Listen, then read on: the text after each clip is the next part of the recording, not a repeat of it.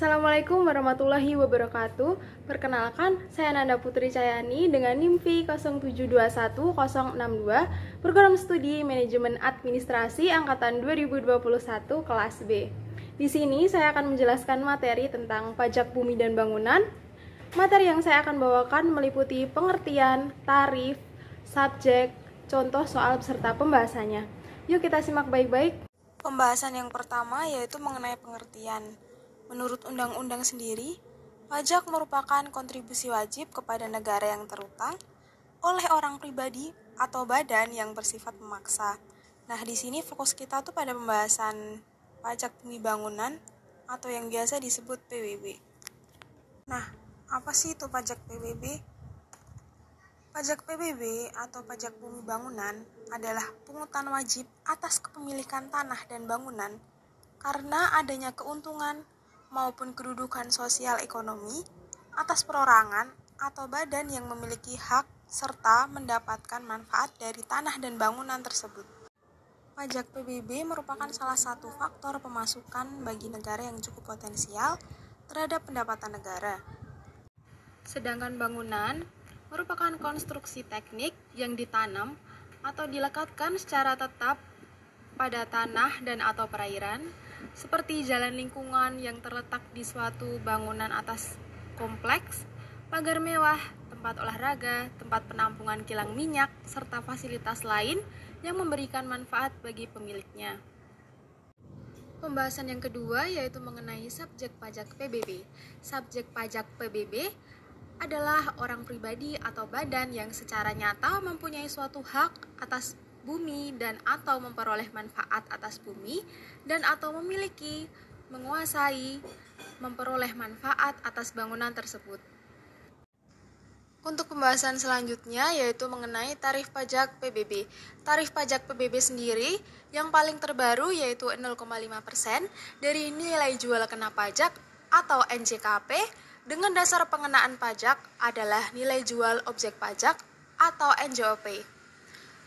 Dalam rumus perhitungan pajak sendiri, yaitu rumus NJKP sama dengan 40% dikali NJOP atau biasa disebut nilai jual objek pajak dikurangi NJOPTKP, yaitu nilai jual objek pajak tidak kena pajak. NJOPTKP sendiri pada tiap daerah mempunyai tarif yang berbeda-beda dengan minimal tarif 10 juta rupiah. Lalu NJKP terbagi menjadi dua. Yang satu tarifnya ada 40% apabila lebih dari 1 miliar nilainya, sedangkan 20% apabila kurang dari nilai tersebut. Lalu kita lanjut untuk contoh soal dan pembahasannya.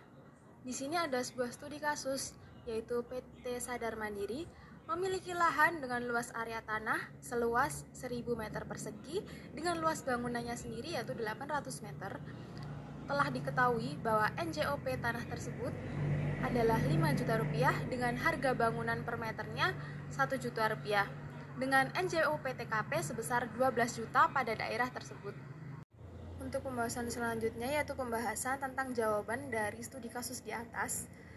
Diketahui bahwa NJOP bumi atau tanah karena diketahui tanah dan bangunannya 1000 meter beserta bangunan 800 meter, maka NJOP bumi atau tanah 1000 meter dikali 5 juta sama dengan 5 miliar rupiah.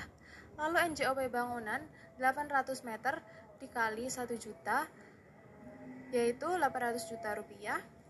Kemudian total NJOP bumi dan bangunan ditambahkan dengan hasil total 5 miliar 800 juta rupiah. Selanjutnya untuk menghitung NJKP. Pada studi di atas, NJKP sebesar 40% karena total NJOP di atas 1 miliar rupiah. Lalu dimasukkan 5 miliar 800 juta dikurangi NJOP TKP-nya sebesar 12 juta sama dengan 2 miliar 315 juta 200 ribu rupiah. Untuk langkah selanjutnya atau langkah terakhir yaitu menghitung PBB-nya sendiri, yaitu 0,5% pada tarif di atas dikali 2 miliar 315 juta 200 ribu rupiah, lalu didapatkan nilai sebesar 11 juta Rp576.000. Nilai itu merupakan nilai yang harus dibayar pemilik tanah dan bangunan. Surat pemberitahuan pajak terutang yang selanjutnya biasa disebut dengan SPWT adalah surat yang digunakan oleh Direktorat Jenderal Pajak untuk memberitahukan besarnya pajak bumi dan bangunan terhutang kepada wajib pajak. Berikut merupakan salah satu contoh SPPT PBB.